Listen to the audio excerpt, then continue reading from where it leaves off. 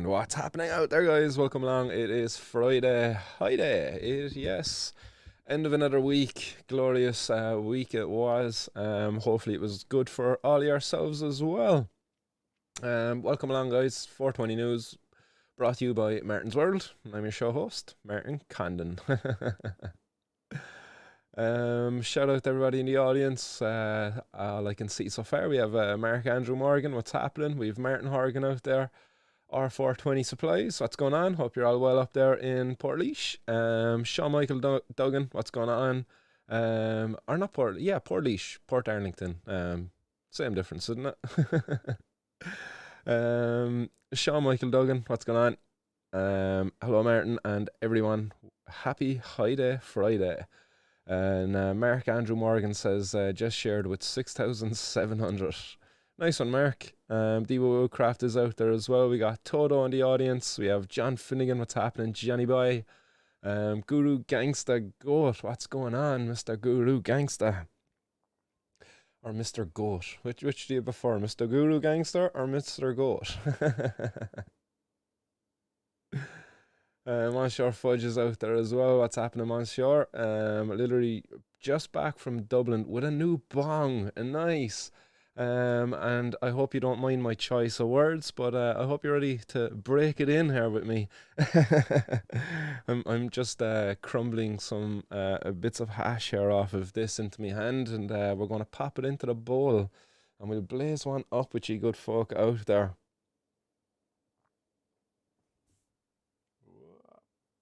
So welcome, one and all. Here we go, getting ready for a little 420 civil disobedience protest, as is the norm for the 420 News here.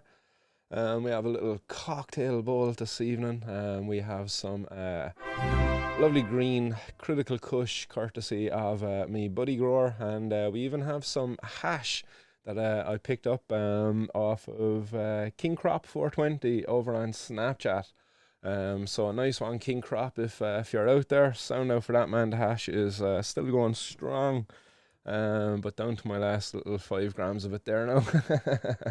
We'll make it last though, yes we will. Daily Talkers after joining us as well. Welcome along, Daily Talker. And is that Bulletproof? Yes, Bulletproof 67. Saying hi. You forgot the GH for your hi there, buddy. That's how we say hi around here. So right, guys, civil disobedience 420 smoke up as always. I'm gonna blaze this one to all you good folk out there, and hopefully you're all able to join me on this one if you're not already partaking in the old smoking.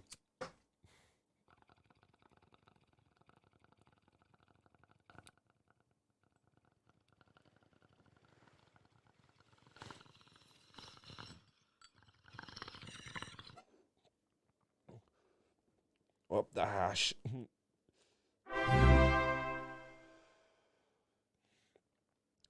Bernard is out in the audience as well. What's happening, Bernard? Saying happy Friday, my fine feathered friend.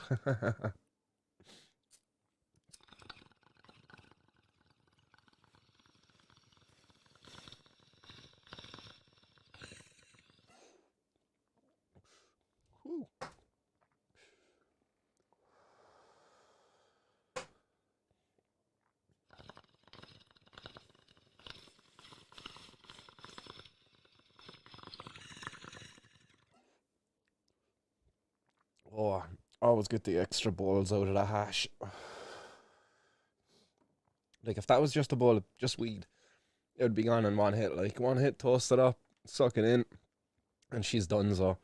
But with the hash in there, you just really have to just talk. Inhale, exhale, talk. Fucking love it though, like, oh, even the smell that hangs around there afterwards, like, there's just that lovely smell of hash. Oh, it's so nice. Oh, with Daily Talker, only 5 grams of hash, I would consider selling my left nut for a gram of good hash. I've got my I've got all I need in left nuts here at the moment. So nice one for that offer anyway, Daily Talker. But if you happen to be in Cork, dude, shout me out, or give me a shout, and we might be able to meet up for an old smoke anyway, at the least. Or maybe you might bang King Crop 420 a message over on Snapchat. I do believe he deals in cash only, though. I don't think he'll trade you some hash for your nuts. So hopefully you got some of that dollar bill, yo. Hype, what's going on? Evening Hype. Who else is out there? Guru Gangs of Goat saying a bowl of medicine. Yes, it sure was. Was your Fudge, Miss Fudge's first bong? Nice. I'll get a video. Right, try not to embarrass the lady if it is her first time. Or no, it's only her first bong you're saying, so I'd imagine she's already partial to the use of a bong. But if not, like, you know, that first time can be a bit of a lung buster. So maybe don't have the video right in her face. Be kind. Tony O'Sullivan, what's going on? Anyone have any smoke up the north side? King Crop 420, where you at, bro? Hit Tony up there. Tony, get on to Snapchat there, and King Crop 420 might be able to hook you up. Miss Laois, have some beautiful ice cream water hash. Super tasty. Feck all though. Oh man, Miss Laois. That's the biggest ball breaker about the water hashes. You just never have enough of it, especially if you're making it yourself. You get at most like a couple of grams. Like I think before when I was growing, that the most I've ever gotten in ice hash when I made it was maybe about like 10 grams or so. And that was after keeping like about I think it was about 10 plants worth of trim. And I got about like 10 grams of hash at the end of it. Thereabouts. Actually, we got more. It was 10 plants. It was mine and my buddy's 10 plants. So we split it. So we got 20 grams of hash there, like 10 grams each. But still, like, it's nowhere near enough. The stuff, like, it just gets nicer and nicer the longer you have it, and it's curing away. Oh, the taste that comes off it then as well, just because of the way in which you get it. It's water and ice. So you preserve all of that good stuff. Like, there's no extreme temperatures or anything that's going to cause a loss of terpenes or anything like that. So water and ice, yes, can't go wrong. Enjoy that, Miss Laois. Enjoy, certainly. You got the green with envy over here, but we only got that brown oil hash. Skitanis, what's going on? Welcome along. Serenable as well. Welcome along to this show. IFAP this is also after joining us. It's all about quality over quantity, and that's going to Miss Laois. It definitely is. You're not wrong there. That's for sure with that ice water hash. It's the highest quality that's available, I think, when it comes to hashes anyway. Miss Laois only back since yesterday, struggling. Hope you had a nice break, Miss Laois. John Finnegan says Tony is sad in disguise. The old Popo, the spidey senses is tingling. The pig alert. Tony, we're gonna have to produce some ID there just to prove that you're legitimate. Old Garda Johnny Finnegan there is is white, yeah. He's only a berry that fella, Tony says. Are you on about King Crop? You already aware of King Crop? Is that have you not had good dealings there? Are you giving out about Johnny Finnegan giving you a hard time? I'm curious there. Is it Johnny is rubbing you up the wrong way? Or don't you like King Crop? Skitanis says, I can imagine, welcome back. Nice. And Skitanis also thrown in there, up for some tidy budget action tomorrow, or too much jet lag. Yes, shout out to the Tidy Buds as well, guys. I see some of their social media popping up as well. So if you're over on Instagram or on Facebook, search out the Tidy Buds, TIDYBUDS, Tidy Buds. They have, I believe they have a Facebook group page. I don't know if they actually have an actual page over on Facebook. I'm going to search it there now myself. But I definitely know they have a group. Yes, Tidy Buds have a group, but they don't have a Facebook page over there yet, I don't think. Tidy Buds. only getting groups. Yeah, just getting groups. Yeah, so check them out. If you want membership of the Tidy Buds group over on Facebook, give me a message, send me a message on Facebook. I'll be able to add you into it. Great group, great work going on there by the activists involved as well. I'll also share their Instagram there now with you. 1 second. Instagram, Tidy Buds. I think it's just at Tidy Buds. Should be straightforward enough, really, isn't it? At Tidy Buds. Yeah, at Tidy _ Buds actually is what it's coming up at here. So 1 second here. Pop her up on the screen. Booyah. There you go. Shout out to the Tidy Buds. Give them a follow there on Instagram. If they're over on Twitter as well, if they're not somebody, don't be robbing their page before they make it themselves. Legends they are. But the Tidy Buds, basically a bunch of people who consume cannabis, who want to meet up with like-minded people, and while meeting up, clean up the streets at the same time. And sure, if you happen to have a joint hanging out of your mouth and the cops stop and search you, well, like look at the perspective of that. The cops stop and search somebody who's cleaning up the side of the roads. It's like, oh shit, it's not good for the PR for the cops anyway. Like, so it's a great way to meet up safely. And protest these absurd laws. Tony, you haven't taught me if you're on about King Crop or if you're on about Jan. I'm curious, because if it's King Crop, I'd love to know what the crack is there. Like, did something happen? Did you get like fucking shorted, or what was the crack? Like, or don't you like the dude?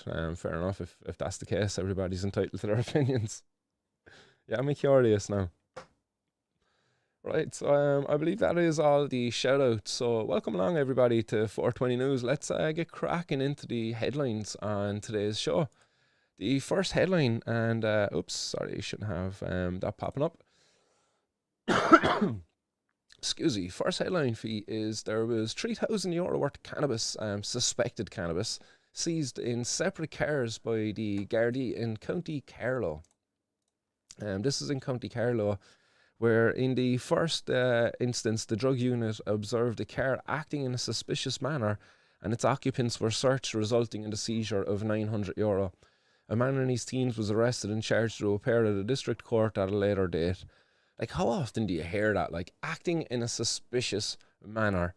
Like, really, what were you doing? Like, just like you were fucking terrified. You seen the cops and you were like, oh shit, I've got 2 ounces in my car. Or what is it, 900 quid's worth of weed? Like, it's about 1.5 ounces or something. But seriously, like, what was it? Like, just a pure look of shock and horror. Oh, he's acting suspiciously. He's terrified. Let's search him. In fairness, like, it's ridiculous. Like, the poor young fella, what was it? A man in his late teens. Like, a young fella probably, possibly only, maybe a learner driver too. Who knows? Well, maybe he wasn't even a driver. It could have been the passenger here. But it's just terrible as well. Like, his whole future ahead of him, and now he's going to be dragged into the cop room, and the cops undoubtedly put pressure on him and was scaring the shit out of him even further, saying, oh, you're going to go to court. Oh, this isn't good. Oh, you're going to get done for dealing. Tell us where you got the drugs, and we'll make this go away. You scratch our back, and I'll scratch your back. That kind of way. That's exactly their approach to myself when I had to deal with them as a young fella. And that's a dangerous position to be put in as a young manipulable teenager. Because basically the cops will pressure you into folding on, say, the person you got the cannabis off of. Let's say later on that evening, those cops go away with that piece of information you give them, and they go raid that drug dealer now that you've got it off of. Think about how dangerous a situation it is for that young fella should that other drug dealer ever find out that he was stopped and searched earlier that day, and not never happened because of it. He was never brought to court, or he was brought to court and he was given a slap in the wrist or some shit like that. It's just a dangerous situation. And even outside of that, like, imagine if this young fella didn't fold on his dealer, but for some this is just pure coincidence, Operation Terror in effect, like, the cops work so hard. They go in, they raid the dealer that hooked up that young fella, and he puts 2 and 2 together, even though there was fucking no need to add the 2 together, because the young fella never ratted on him. But the young fella ends up getting kneecapped anyway. Do you know what I mean? He ends up getting hiding down the road, or worse.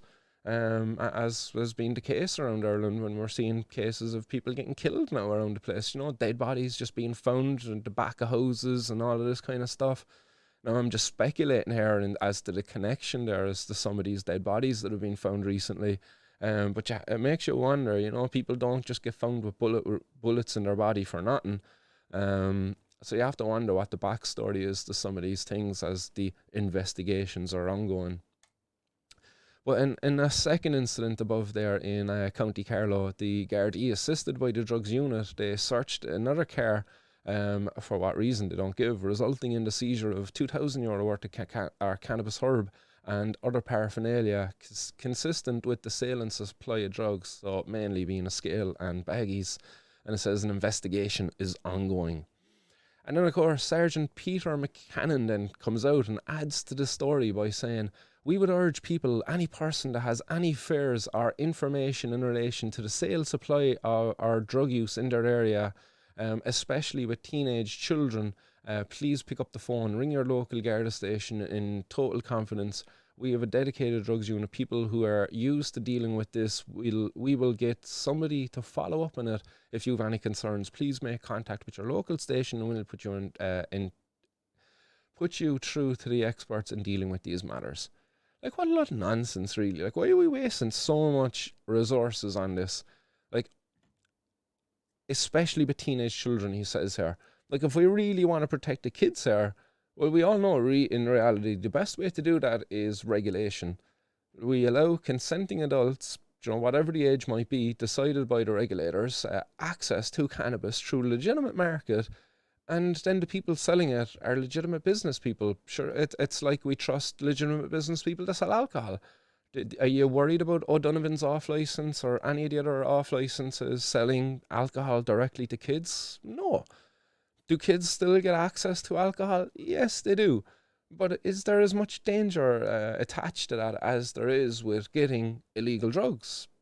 No, there's far more danger attached to getting illegal drugs for kids. So you change that. You regulate the cannabis. Now, if kids want to get access to cannabis, well, it's coming from a regulated source at least. At least they're not going to be recruited by the business selling it to sell it for them. Because most likely they won't even be dealing with that business. They'll probably get their cousin to go into it. The cousin who has an ID and who's of age. Come here, Jim, go in there to the old fucking cannabis shop and pick me up a 50 bag or whatever it is. Get me a gram of white widow there, and he'll be saying, yeah, all right, look, but don't tell your mum now it was me who got it for you. And that's it. That's there's no real danger there as such. Do you know what? All right, kids shouldn't be consuming cannabis, but look, we shouldn't be drinking alcohol either. But we all done that too.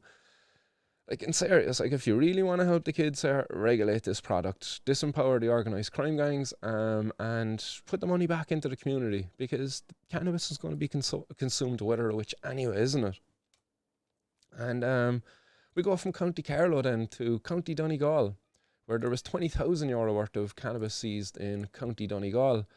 This again was by a Garda station that doesn't even have undercover bloody undercover guards. They don't even have an undercover drug squad above there. But despite the shortcomings, the Gardaí still managed to nab people from time to time above there.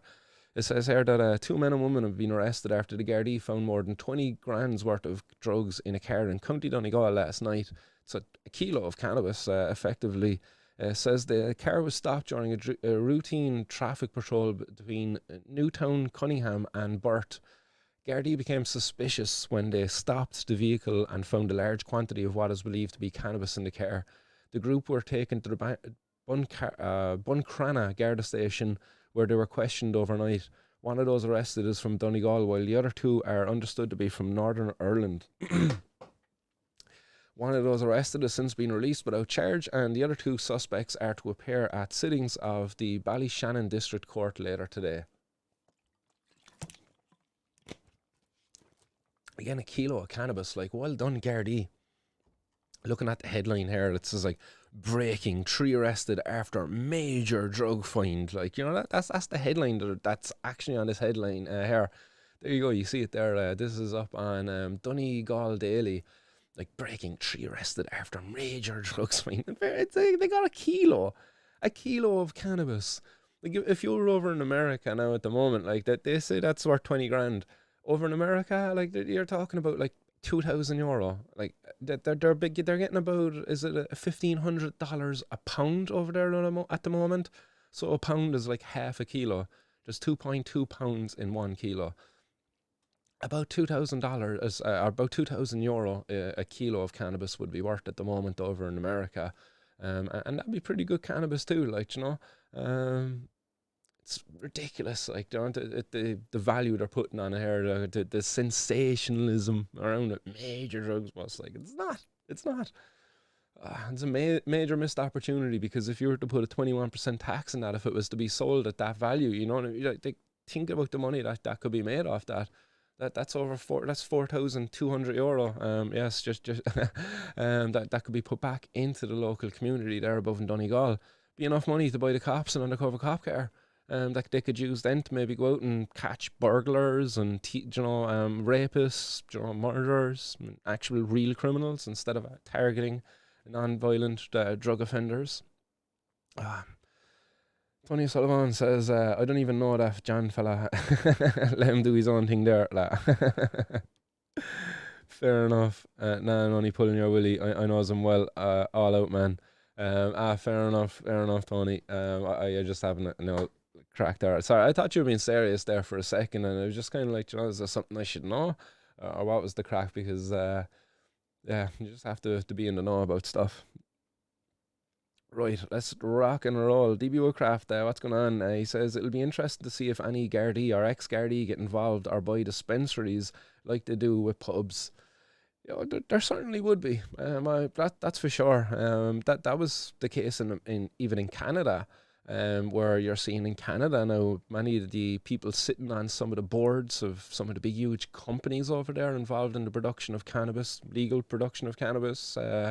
Are like ex-law enforcement, even current, like people involved, prohibitionists, if you will, like people who would have been staunch prohibitionists, and now you see them CEO of like fucking some big cannabis company there in Canada, and you're like, hey, what are you doing there? Like, weren't you against this? And it's like, no, you're like fucking championing it because you're got a business in it, you scumbag, yeah.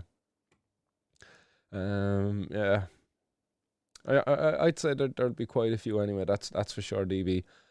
Sure, many of them are already involved in it now as it is. Dan Hayes says, yo, bud, what's up with what was that Facebook group you mentioned at the start? Tidy Buds. Tidy Buds, a group of people coming together just to clean up their local area, but who also support the ending of cannabis prohibition, and who aren't afraid to maybe smoke an old J, or have an old edible while cleaning up at the same time. Engage in a little bit of civil disobedience while at the same time cleaning up the streets. But look, even if you don't want to go down that road, just donning the jacket with the cannabis leaf on the back saying Tidy Buds, #Cannabis Reform Ireland, and you're cleaning up, people are kind of like, well, what's going on here? Like, what's with the cannabis leaf and cleaning up the side of the road? Are you like some sort of person sentenced to like what's that, community service? And then you can just strike up a conversation. It's like, no, actually, but actually I'm here trying to normalize the fact that I'm a cannabis user and I'm not a threat to society. And so on and so forth, what would be the case that should be made, because we've cases like the next one, Joshua Allen, the son of Rachel Allen, famed celebrity chef cook here, attached to the Ballyhora cookery schools. But Josh Allen, again, making the media, and I think it's incredibly unfair. Like, the guy took part in an amateur MMA fight, was it 2 weeks ago? And the media, all over it, like, it's like, oh yeah, Josh Allen, amateur MMA career, whatever, blah, blah, blah. And it's just like, give the guy a break, like, leave him alone. How often do the media cover, like, any amateur MMA events? They've never really done it. It's never been done. And then it's like, oh, all of a sudden, Josh Allen is doing it. And it's like, oh yeah, we'll cover his story.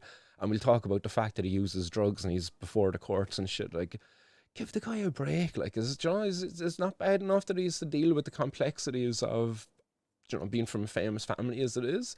And then, like, you're just dragging his fucking own life. Like, he's not even a famous person himself. He's just a son of a famous person. Like, give him a break. Like, Like this was what was seen over on the Google alerts. Do you know, I from time to time, as I went through before, show you kind of how we put together the news here, and I used the news filter over on Google, and this was what came up earlier, and it's one, two, three, four, five, six, seven different articles, all on Joshua Allen.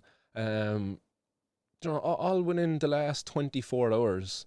Um, it's sad, like, you know, like, all right, he got caught with a bit of cannabis there was it last year? He got caught with €22,000 worth of cannabis. As I say, he probably, and actually, I've kind of, well, I won't even say anything now, actually, because look, I've Josh trains below at the same MMA club that I train at. I don't train on the mats with him. He does jiu-jitsu and MMA. I'm in the Thai boxing side of things, but I've talked to him from time to time. And like the 22 grand, like that's not what he paid for it at all. He bought that in bulk, like. And again, he's probably well able to pay for it himself. And it's just unfair that he's being treated in this kind of way. He was recently handed a 2-month sentence over being caught with a little bit of cocaine down below at the docks or wherever he was hanging out with his buddies. He appealed. He's after appealing that sentence now. So he's going to be back up in court later on during the week. I think he's back on the 7th, so sometime early next week. But the judge is going to consider activating the 19-month suspended sentence that he is hanging over his head for the kilo of cannabis that he got caught with last year. It's sad, like, you know, it's like you got caught with a bit of cannabis. Like, yeah, they give a guy 19 months in prison for cannabis. It's sad. I don't care how much cannabis he has. I don't care if it was €1,000,000 worth of cannabis. He's a young fella. Leave him off. Like in some of the articles, they talk here about how he's trying to just get his head down, keep his head down, and get on with his life. You know, skilling up through not only MMA, but he's getting into a bit of stone cutting. It's saying here and making maybe stone sculptures and stuff like that. Fair play to him. Like, you know, like good, nice people use drugs too. Give the guy a break. Like, you know, just because he uses drugs and his mom is famous, it shouldn't give him the right to be showcasing him like this through the media. It's incredibly unfair. Like, it's not going to only exacerbate his problems. If he's got underlying problems there that are driving his drug use, are you now not going to make it worse? Like these 7 articles, like, is that not going to drive this young fella mad? He's at home now, like looking through these articles, reading maybe all of the negative comments that come with it. Then when these articles are shared across social media and stuff like that, like, you know, is this going to not make his possible drug use problem worse if it was driven by the pressures there of you know, being the son of a celebrity, you know, being always in the spotlight and stuff? Is it not going to make it fucking worse? He's trying to get on with his life. Like, leave him alone, like, in fairness. It's a joke. But yeah, I'll follow up on that. Fingers crossed there, you know, that the judge doesn't activate that 19-month sentence, and that the judge might just leave him off and give him a break. Like, just locking people up for drug use. What are we achieving by doing it? You're not deterring it. You're not deterring it. Like, as will be seen in a story further in the show, where a man has been sentenced to death for drugs. Like, you can't deter it. Like, no matter what the penalty there, people will use drugs. Well, you know, whether it be for recreational reasons or whether it be for self-medication, you know, to each their own, and they shouldn't be criminalised for that. Shame in our country for doing this, like. And shame of Frank Fee and Stephen Donnelly. Where are you? Like, you know, come on, like, come out of the woodwork there and have a conversation with us about the drugs in Irish society. Stop waiting around for the citizens' assembly. You're not even going to be engaged in the conversation in that. You're leaving it to the citizens. This is like, come on, Stephen, you've expressed yourself before, like, in regards to cannabis use anyway. Like, come on, stop, like. Right, yeah, I see other people out there as well, fucking, saying leave them off and all of that stuff, yeah. Mark out there as well, these industries love ex-law and military as they get stuff done and they have connections. That Tidy Buds is a great idea. Nice one for that, Mark. Yeah, that's true as well, isn't it? Like, it's not what you know, it's who you know. Dana is, yeah, I got that out you there earlier. Nice one. Yeah, hit that like button, Mr. Always is saying as well, guys. So smash that like button. Right, let's rock and roll further into the news because in other news there is a case going on in County Laois, where in County Laois last February, I believe it was, there was a man, a Vietnamese national by the name of, I'm going to butcher his name here now, um,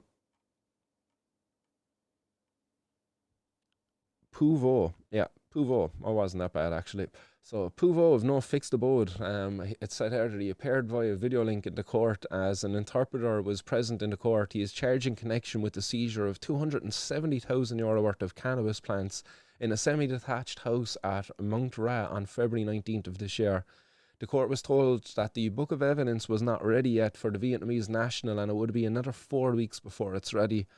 The solicitor Barry Fitzgerald noted that Mr. Vo had been in custody since February 20th this year and asked for some pressure to be exerted. Sergeant J.J. Kirby said that the time needed for the preparation of the book of evidence was down to the contingencies in the DPP's office. The matter was put back until October 7th and marked preemptory for the book of evidence.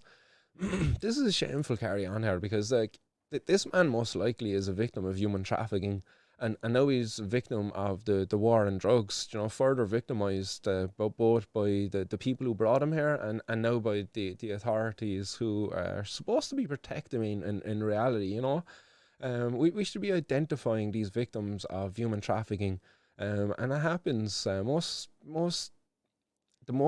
prominent reason is because of prohibition. And prohibition enables these people to come in and grow cannabis and sell it, because why? There's no legitimate businesses for people like myself to go and buy it from. So therefore, we were forced to buy it from the black market. And for a lot of people, they don't have a lot of choice where they buy it from. It's as people say, the strain is, do you want it or not? That's the strain people get offered, and that's as much choice as people get. And they have no idea as to, is it ethically sourced? Like, has there been human slaves involved in the production of my cannabis? A lot of people don't know, and a lot of people don't like to think about it, really. A lot of people don't really think about it. Some people maybe do, and they grow their own cannabis then as a result, and I would highly recommend for people to make that choice and grow your own cannabis where possible, in order to distance yourself from the black market. But what's going on out there? Like, where's they down or where on? And, he was always calling for the decriminalisation of the drug user and all of this stuff. Like, but where's even Gino Kenny?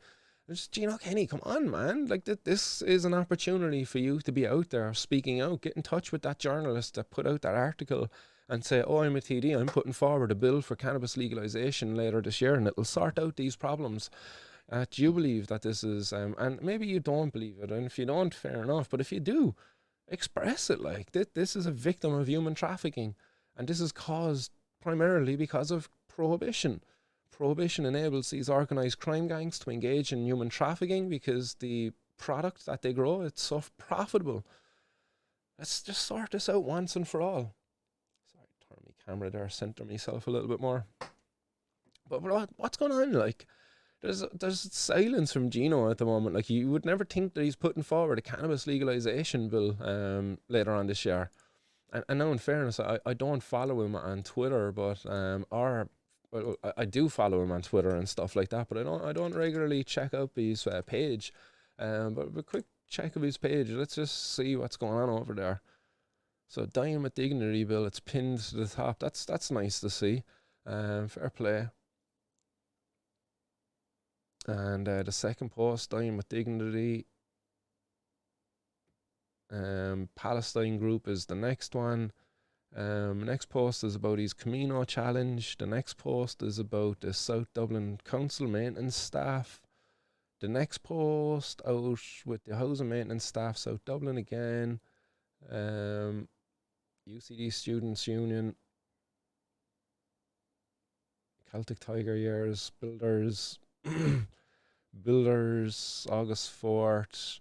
Like, literally, I'm just going to put this up on screen so you can see what I'm looking through. I'm just looking through his page, and I hate being critical of the guy, but I want to champion this guy. I want to be able to come on here, like, and say, oh, Gino Kenny's doing this next week and it's going to be about his bill or whatever, or it's like, what's going on? People before profit, what's going on? Like, look at all the actions we carried out throughout the month of August for cannabis, the reform of cannabis and our laws in Ireland. Where is it? Come on, like, I'm waiting. Like, come on, there still is none. 22nd of July.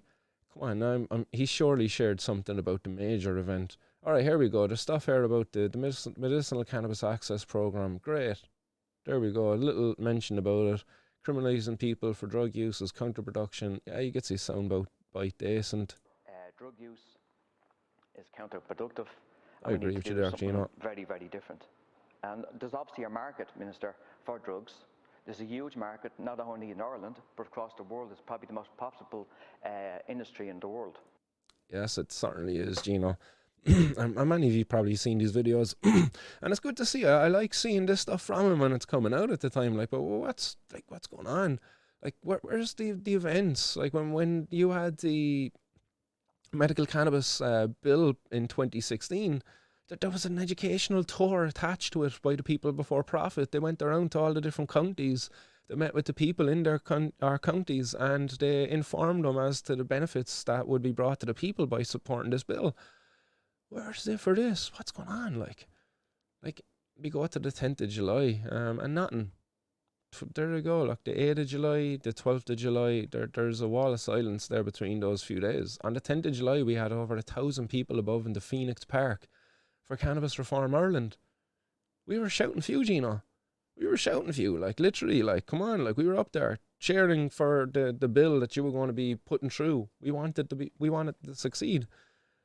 And you don't even have any acknowledgement of that support up there. What's going on, man? The same with the people before profit, like complete absence. Like you're silent on cannabis, and it's just, oh man, it just hurts. It just hurts. It really does.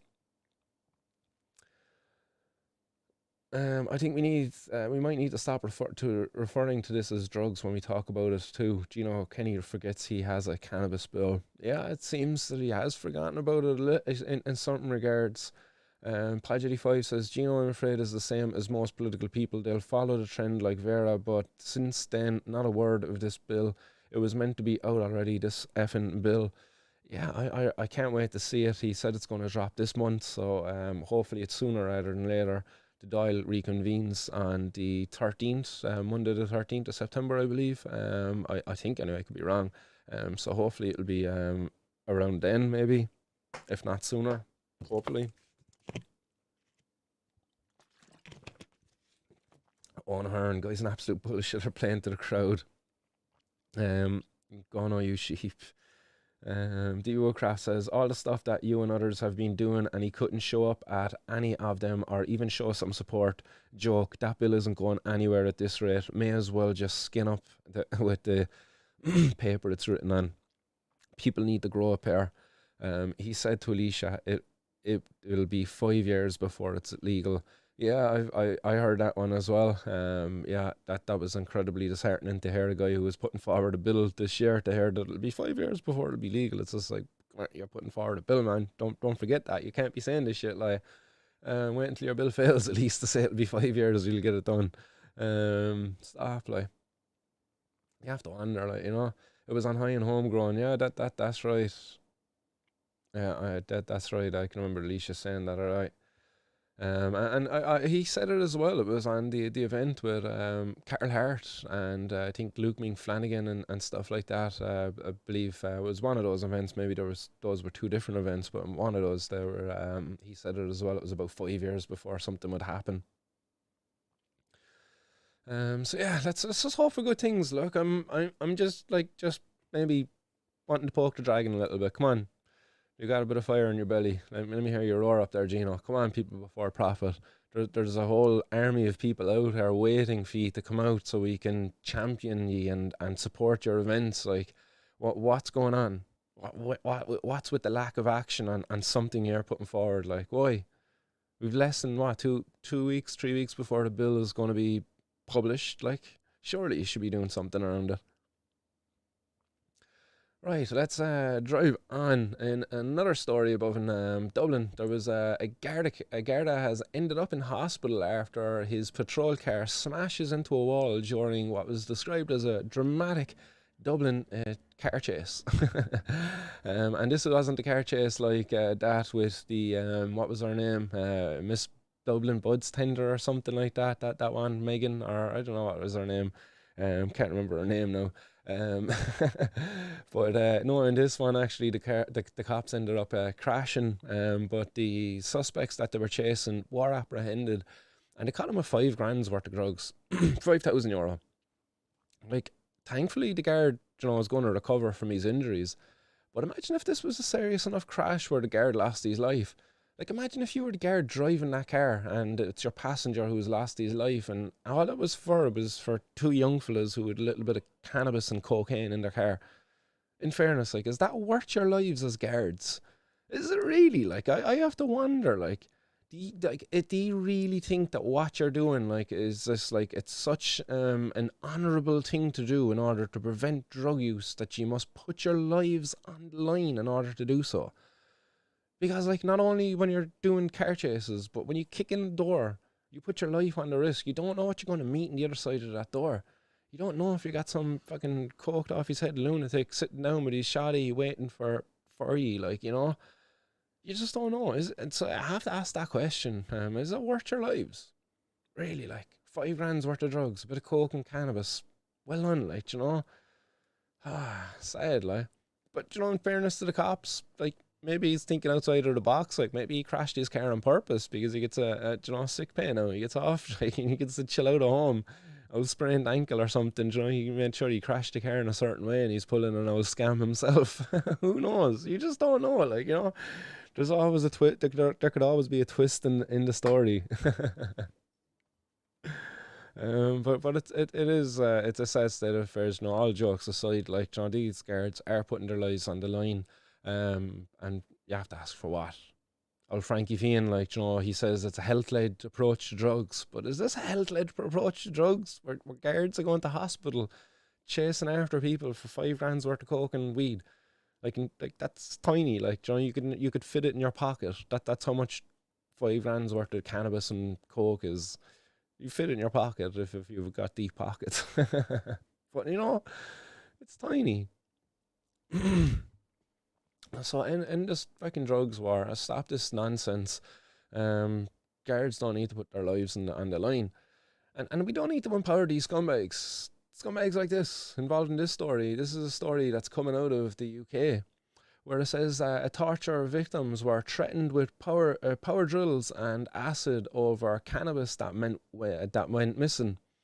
So this is a case where a number of people attached to, I suppose, a drug dealing gang, they locked up some cannabis in a storage unit on a Friday evening. Then they fecked off to the pub for the weekend, and they came back on the Monday after the weekend, and they found that all the cannabis was gone. And as a result, people got accused of stealing it, and then people were held hostage. Well, not hostage, held and tortured.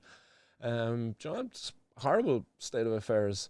But the people involved in it have been sentenced to over 40 years in prison. I'm going to pop the article up on screen here just so you can see some of the people who were involved in this case. Boom. But there you go. A headline says, gangsters jailed for nearly 40 years over cannabis farm torture. And the people from left to right, you have Sean O'Malley, David Scarfield, and Billy McCall. Going from left to right there. Excuse me. So these are the individuals involved with holding the people and torturing them. But it was the victims were threatened at gunpoint, tied up and attacked with weapons, including an axe, hammers during the sickening attack. And they were locked up for a combined total of 37 years over the brutal attack today. The Liverpool Crown Court heard that the victims, Darren Hall and Joshua Childs, were recruited by Scarfield to work in the cultivation and harvesting of cannabis on behalf of the organised crime group. And that's your man pictured here, David Schofield or Scaffield, whatever he is, the scumbag.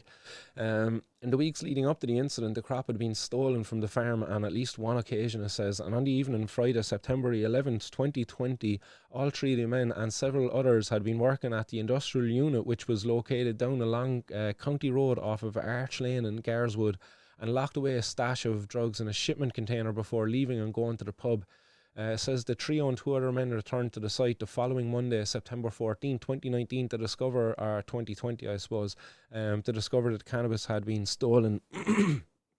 Scorfield made a call to the unidentified recipient, whom Mr. Childs overheard saying, "You owe us 30 grand now." O'Malley was then brought to the scene for the purposes of threatening and using extreme force in a bid to make the pair confess to being involved in the theft.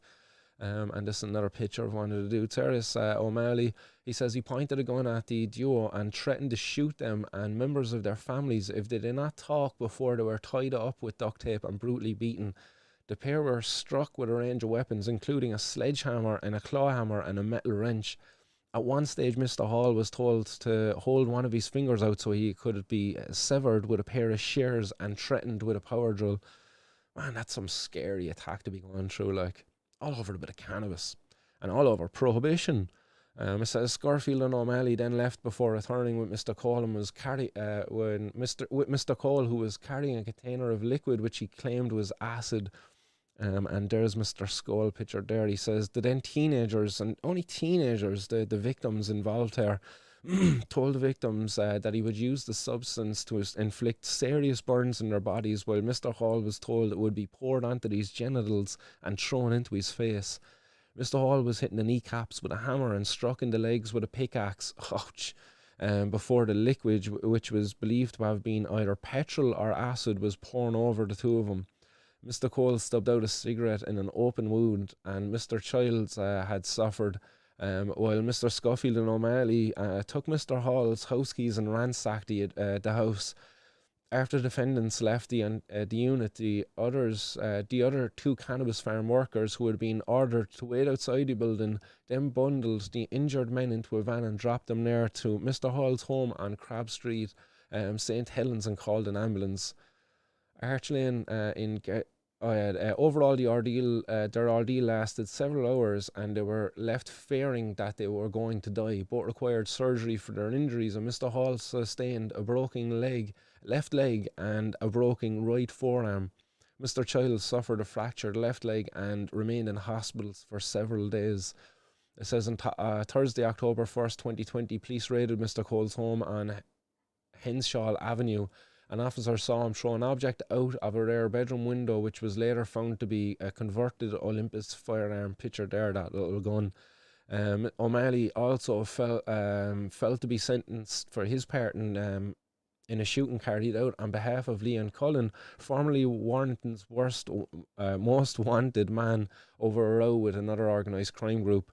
Pictured here. And it says, on the evening of Monday, September 9, 2019, he and the co-conspirators Lewis Sinclair and Andrew Johansson met at an address in Cumberland Street in Latchford, the home of O'Malley's partner, Annie Webster, before travelling to Johansson's home in St. Helens and then onwards to Hilden Street in Bolton in a stolen Mercedes. Both O'Malley and Sinclair got out of the car dressed in all black with their faces covered before the latter stooped at the gate of a house and fired 6 shots at the windows and doors. Like, not a good bunch, like, to be fair, like going around there, tying people up, shooting guns at people's gaffs and all of that stuff. Absolutely ridiculous. Johansson then drove the pair towards Leigh before changing vehicles to a BMW, continuing back to St. Helens. He'd previously carried out a reconnaissance mission on the targeted address, but was tracked by an electronic tag he was wearing as he did so. What a dumbass. He was wearing a tag that was tracking his GPS position, put on there by the authorities, by the cops, and he fucking still going out doing this shit, like, dumbass. It says afterwards, the loaded gun used in the attack, a Czech 9mm parabellum, self-loaded pistol, and quantity of low purity cocaine were planted in rival Craig Milton's car during a meeting at the Poplars pub in a bid to frame him, and Cullen having been in a dispute over a woman who they were both previously involved in. Well, there you go, like, John, what a lot of nonsense. Look at these dudes, like, a bunch of scumbags. In fairness, like, he just looks like a pure scob, like. No offense to anybody out there who looks like these dudes. Like, living up to how they look anyway. I'm not going to read out the rest of this. Like, it's a pretty freaking long article, but you get the gist of it. Prohibition has got to go. Look at it's empowering. Like, if you were to bring in legitimate business owners, they're not going to be carrying on like this. No, they're not. If you've legitimate business owners and one guy sleeps with the other guy's wife and what have you, they're probably just going to maybe dissolve the business legitimately, and, you know, unless one guy's a real hothead and he might go and shoot him or something like that if he's got access to a gun. But, like, in reality, like, they're not going to do that. But if you're some sort of fucking gangster and like another one of the dudes sleeps with your missus or something like that, it's going to be like, well, I'm a gangster. I got to deal with this as gangsters do. Violence and thuggery. And that's the exact same way when stuff goes missing. It's like, well, I don't care if you said you didn't take it. I'm going to fucking beat you up anyway and force you to, you know, admit that maybe you did what you didn't do or something like that. I don't know. If they ever admitted to it, if they've even done it in the end, like, but this is what goes on. Prohibition. End it. Stop this scum thuggery as it happens. Like, it's the easiest way to do it. In other news out there, guys, and I heard the guys over on High and Homegrown talking about this recently, and I have to wonder if this is a case of this. This is over in Leeds. In Leeds, housing estate was left covered in cannabis leaves as the crooks flee a drugs farm in a hurry as police arrive. And the article reads interestingly. It says that neighbours were heard loud bangs at around 9:30 and saw several cars parked outside of their block of flats. And that moments later, the men were seen leaving a second floor flat with bags, dropping leaves behind them on the stairs and pathways as they fled. And it says that the police were called later on then at 10:20, and they battered down the door and discovered the cannabis farm inside in the flat. So I wonder what happened there. I was wondering, was this a smash and grab?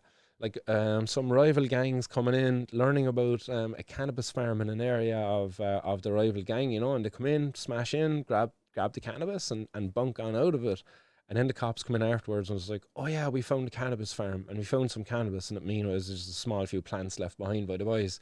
But yeah, the guys over in High and Homegrown talk about ripper season. More likely to happen for outdoor growers because it's about harvest time now at this time of year for outdoor growers if they prepared correctly. But this seems like a case of rippers anyway, you know, and it's possibly rival gang versus rival gang.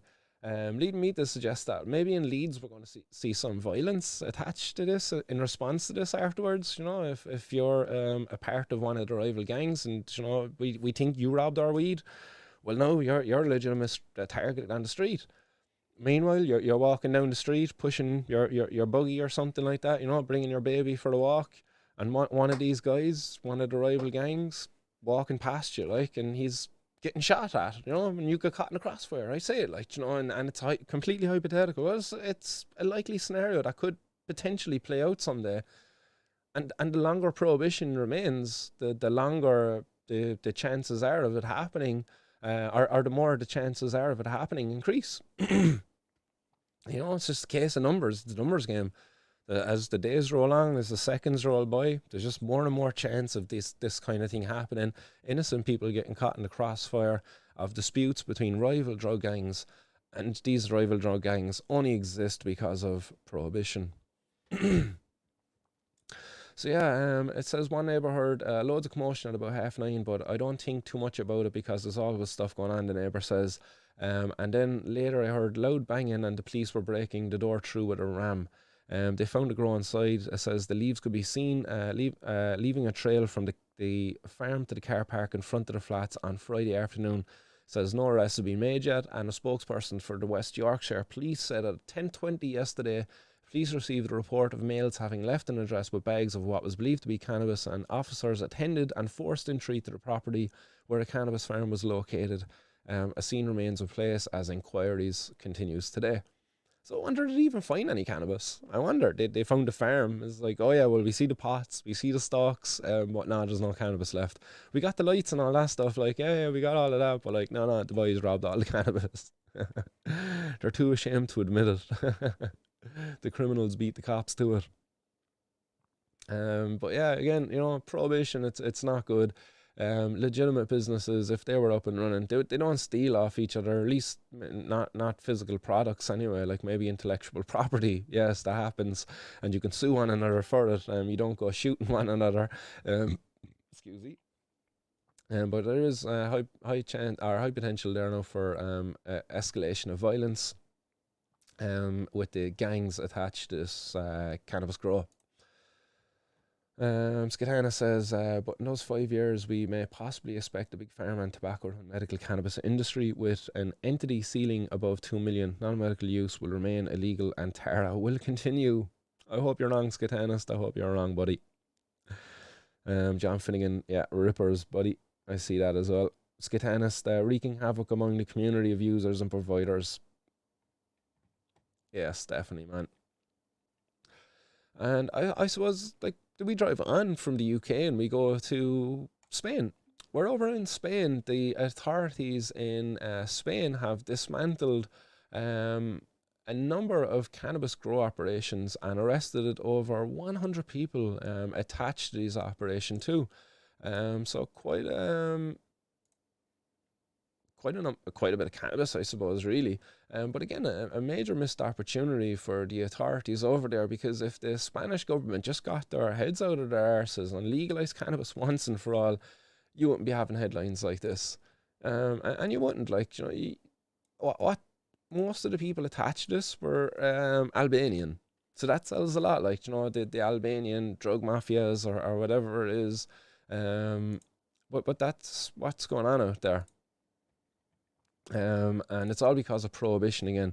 A lot of people think that cannabis is legal in Spain. No, it's not. It's operating in a grey area. And sadly, because of that grey area, when you go to Spain and you buy some cannabis in some of the clubs, there is a chance that you could be supporting the Albanian drugs mafia, if they're even bad guys to be supporting. I don't know. If they're Kinans, then maybe they're like... Kinan's done some nasty shit, like they shoot people and shit like that. Like, I suppose the Albanian drugs mafia probably do the same stuff. So again, this is the fault of prohibition. I believe Albert Teo was saying it to me the last day. Albert Teo, check out that interview if you haven't seen that one yet. Albert Teo is currently serving, I believe, a 5-year prison sentence for his part in the production of cannabis for a Cannabis Association over in Barcelona. But Albert Teo was telling me that I think it's over 50% of the cannabis clubs source their cannabis illegally, as in they do not grow it themselves. So they depend on maybe operations such as this.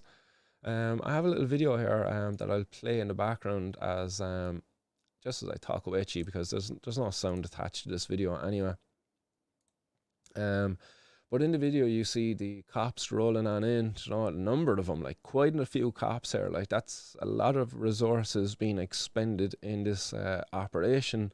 And you have to look at the missed opportunity economically for this. Like, instead of it costing the Spanish state money, this could have been saving them money. It's also said that the operations here that they targeted were diverting power off of the main grid, so they weren't paying for it. Again, another missed opportunity. Legitimate businesses would pay for their electricity. There would be probably a tax on that fucking electricity bill. More money for the exchequer. Woohoo! And you look at this, like look at the living conditions of the workers here in this. These guys literally living on mattresses inside in the warehouses. Nice job for Playground there though. Playground, like go back there and just go back. They're pretty prestigious. They're like a high-end cannabis nutrient company.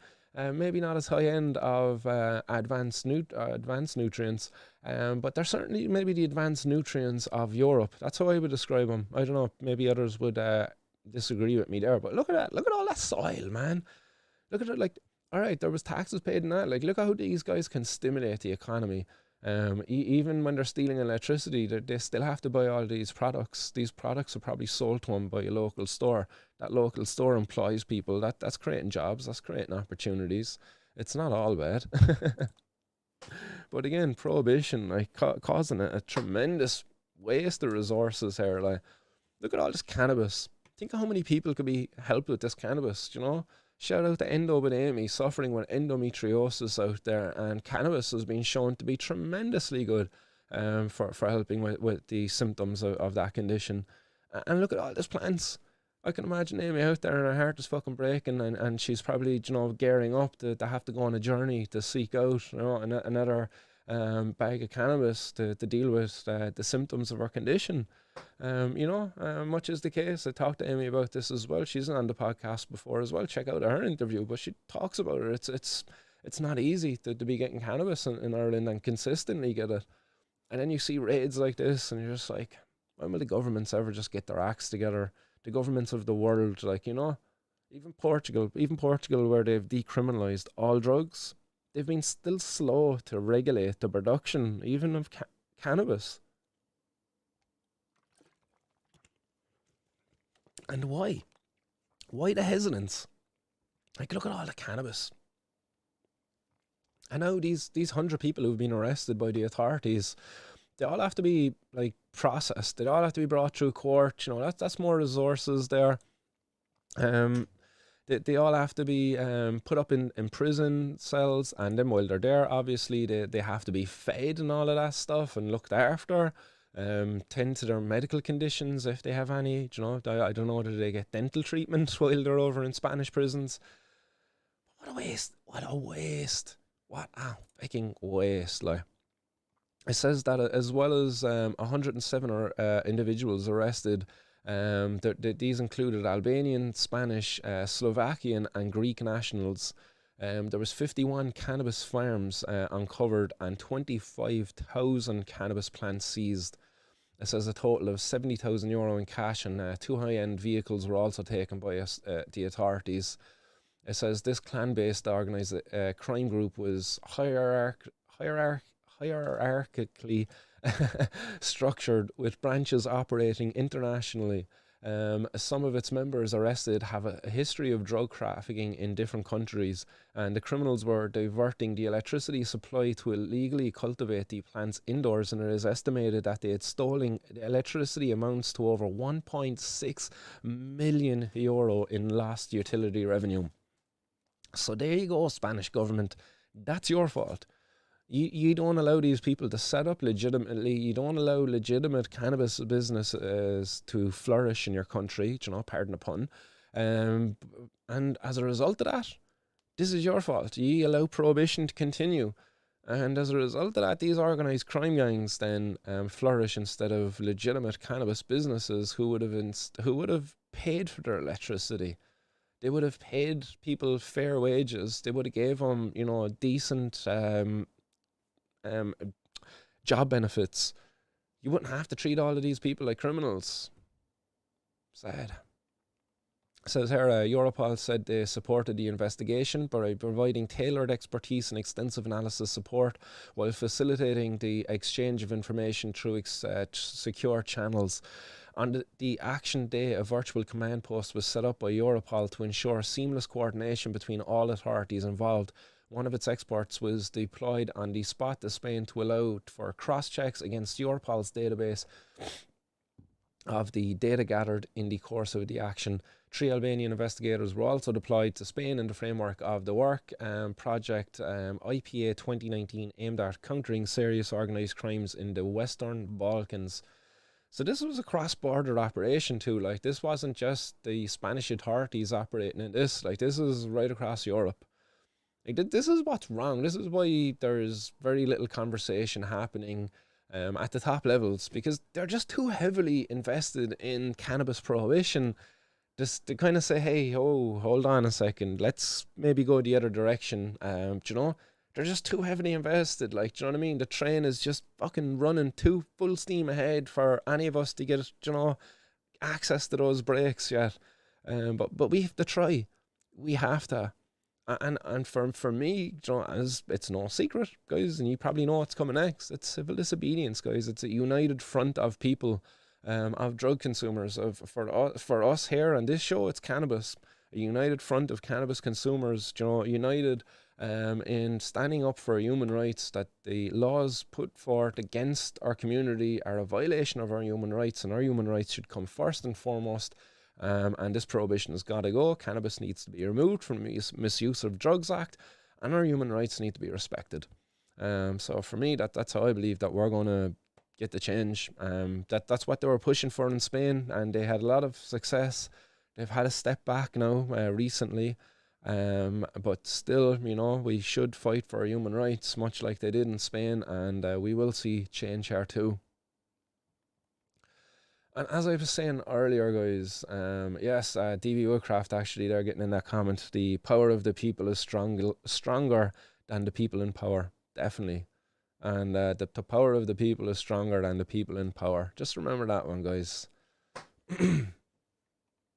United we stand, divided we fall, you know. Three Musketeers, there was a reason they said that. I think it was them who said that, wasn't it? Yeah. An all for one and one for all.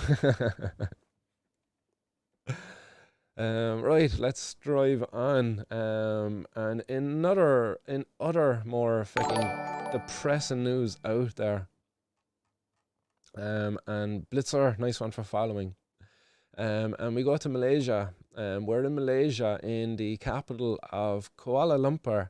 A delivery man has been sentenced to death by hanging for having in his possession 299.09 grams of cannabis. Yes, a death sentence. A death by hanging. That's a sad state of affairs, that on this planet still today that we have people being sentenced to death for possession of cannabis. Like, all right, outside of what's going on over in North Korea and all of that stuff, like, you know, you would think that, like, Kuala Lumpur, my mum has been here. Like, my mum has visited this place and she fucking loved it. She was like, oh, it's great for shopping and all of this stuff and everything. And I'm just like, I'll be telling my mum, give this place a wide berth next time, like, because we need to boycott Kuala Lumpur and Malaysia, but because, like, they're scumbags. Like, no, like, I do not want to support a country that has a law in place that sentences people to death for simply possessing cannabis. Okay, all right, the guy was trafficking it. He had 300 grams of it. Like, come on, like, the guy could have literally, I don't know, been buying that for himself. He was stocking up, you know, maybe there was a lockdown coming over there and he was stocking up for himself. Do you know, potentially, do you know, if it was a Kuala Lumpur, Malaysia, this stuff could be grown at the side of the fucking road or something like that, and he went out and he harvested these 300 grams, and it was 300 grams of, like, looking bud and leaf, do you know. It's sad, like, it really is. There is good news, Debo Woodcraft, there's good news coming, there is. There certainly is, but we can't not report on this stuff. Like, I suppose this has to be reported on because for me, Malaysia have an embassy here in Dublin. They have a Malaysian embassy, and I do believe that we should be organising a protest in response to decisions like this. We shouldn't sit idly by and tolerate a country being in our country who sentences people to death for simply possessing cannabis. Like, imagine the outrage if this was gay man gets sentenced to death for being in a homosexual relationship in Malaysia. Like, what do you think Leo Varadkar would be saying to the Malaysian embassy and the Malaysian government? What do you think he would be saying? Imagine the outrage. Do you know? Imagine it. All right, the guy was involved in trafficking. As I say, like, he could have been just a consumer, and his only crime is wanting to consume cannabis and maybe not being able to afford it, or maybe being tempted by the potential to make a few extra pound by having or whatever the local currency is there, you know, by having an extra a few grams there to sell on. But really, like, come on, like, is it deserving of that? It's not. It's deserving of nothing. It's not deserving of any judgment at all. So for me, I definitely think that there needs to be a protest organised. I'm talking with the Cannabis Activist Alliance at the moment, and we're going to get in touch with the Civil Liberties Ireland, We're also going to get in touch with Amnesty Ireland. And yeah, we have to organize. We have to have a response to this, because drug users of any kind should not be treated like this. Okay, he's a drug trafficker. All right, he's a drug trafficker. Even drug traffickers, they shouldn't be fucking treated like this, because quite often or not, drug trafficking is mostly done by the users. Do you know? So yeah, sad state of affairs there in Malaysia. Give it a wide berth, guys. Make sure it's on your do not enter list. Do you know, don't even stop there for the layover if you happen to be heading down under to Australia or anything like that. So we drive on, and shout out to everybody on Twitch. Got a big audience on Twitch at the moment. 4 of you. Hey, what's going on, guys? Megadeth, Hazmat, what's going on, guys? Over there on Twitch. Nice to see the numbers growing on Twitch. 4 million in cannabis, guys, was seized in cannabis plants, or 4 million in cannabis plants seized from crop houses in Australia. And nice one for the follow there, Megadeth, you legend. But this is, again, more bad news. Sorry, DB Woodcraft. I promise there is good news coming. I promise. But there was €4 million Australian dollars worth of cannabis plants seized from crop houses across Australia. This was in the southern region of Australia, over there by Sydney. Just looking up the name of the place here now that was actually involved in the raid.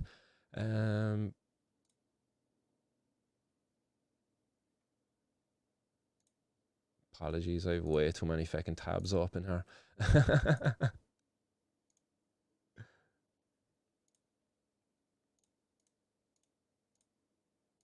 Closing tabs is decent.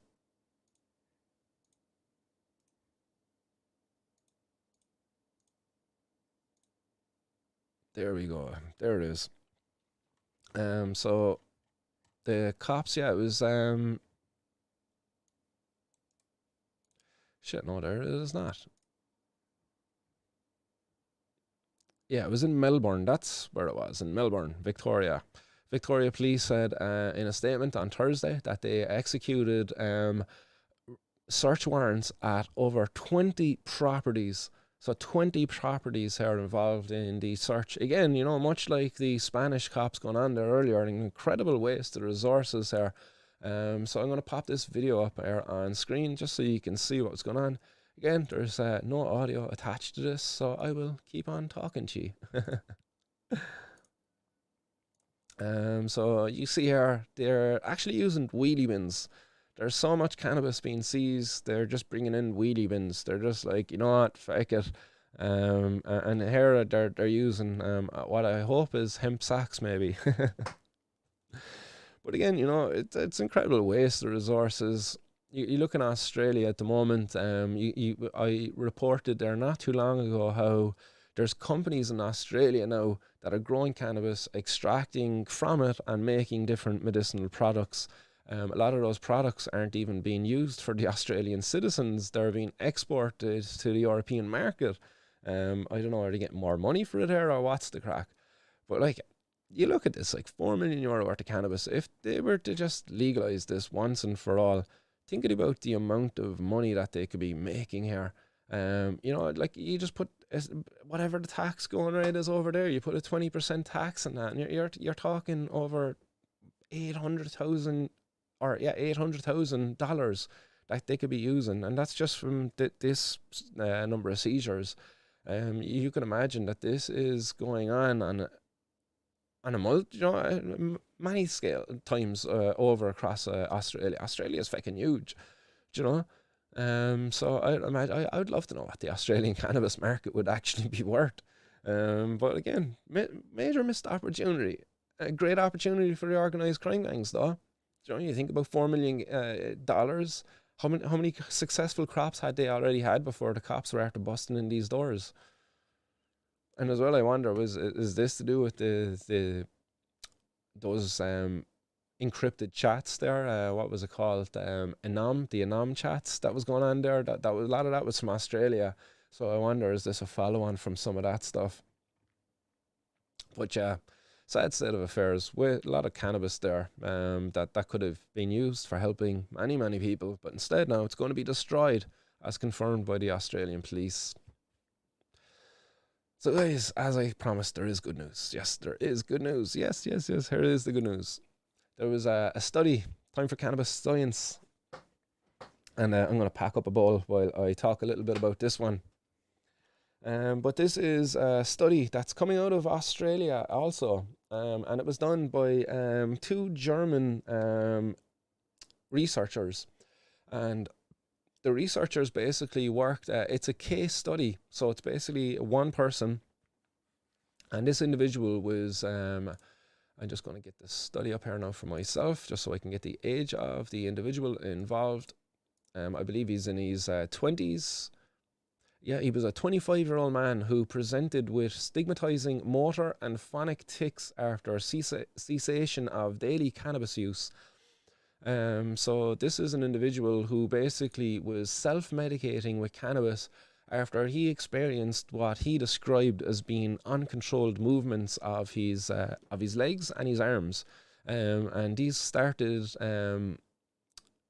on like a small scale, you know, and they kind of got more and more, and it was suggested to him to try cannabis, and he was self-medicating with cannabis for quite some time.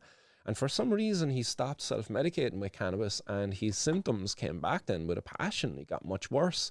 So that the fact that he stopped medicating then with the cannabis, it was an opportunity for the researchers to try out different things on him. So they tried out Tiaprid, 300 milligrams of Tiaprid, and that basically produced no effects at all for the individual.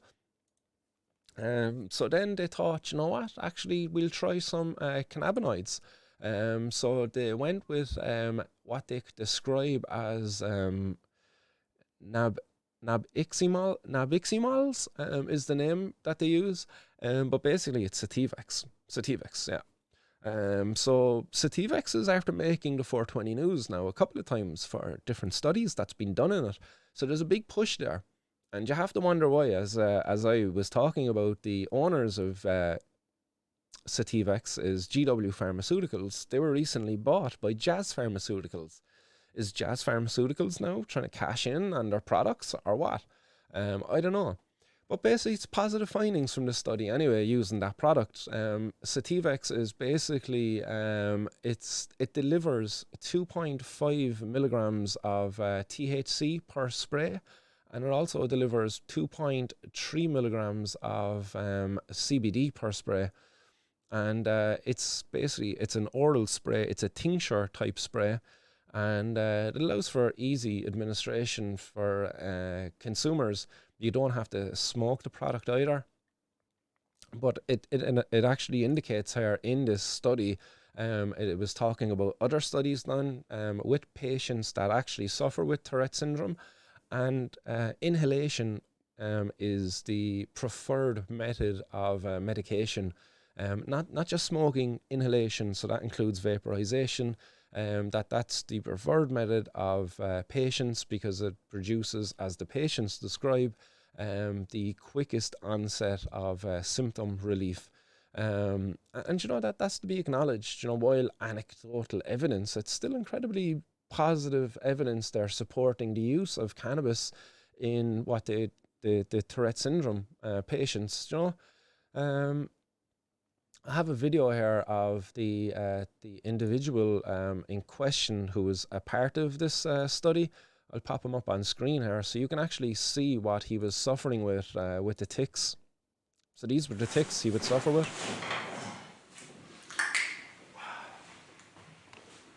Hey. Versuchen Sie mal, die Ticks längstmöglich zu unterdrücken. So as you can see there, those tics, you know, they're quite obvious. They're loud and yeah, it made him, like, he described them as stigmatizing our tics. It made travel on public transport next to near impossible for him. So as a result of suffering with these tics, he found himself hermetizing, you know, just secluding himself, staying at home, not going out. And that's not good for you then. That'll lead to other problems as a result. The administration of Sativex, guess how much it reduced these ticks? 90%. A 90% reduction in the ticks. It allowed for a return for this individual to engage in normal life again, to be able to get onto public transport, to be able to go out and actually have a job, and to just be a normal person again, as he should so rightly be. And that's a tremendous finding, you know. It's a real positive finding again, but this is for Sativex. So most people will still tell you, no, cannabis is not a medicinal product, that people are lying when they say cannabis is a medicinal product, because this is on Sativex. So this, you know, that's what it's about. It's about Sativex. This is about them now being able to use Sativex off-label. So Tourette syndrome patients, you know, there's many of them out there, will now be able to go to their doctor, hopefully soon, and say, hey, I would like to try Sativex. And happy days, they should be able to. That's great. But at the same time, the Sativex product, they shouldn't have like be the only product on the market, because it's patented because of the preparation. It's not it's just an extract from the cannabis plant. And what's basically patented then is the way in which they formulate that extract into a spray. It's the delivery system is patented effectively, you know. They do something, they probably nanoparticleize the THC and CBD and the extract, whatever. They put it into a spray, and then that's it. That's their patent on the product. So there's a lot of money there then in that for them. And me or you then, you know, we wouldn't be able to make that same product using maybe a similar cannabinoid ratio. Great, isn't it? So this is how it works. So positive findings there anyway, from that study. The conclusion of the study, I'll actually pop the study up there, so if any of you want to go and read it in its entirety, by all means, belt away. It's called Tick Reduction in Adult Onset Guiles de la Tourette Syndrome using as required nabiximols spray, basically Sativex. The patient used the spray 3 doses within a 15-minute window. I think was it up to 5 times a day. That's the administration of the product. So 3 sprays are as desired, up to 5 times a day.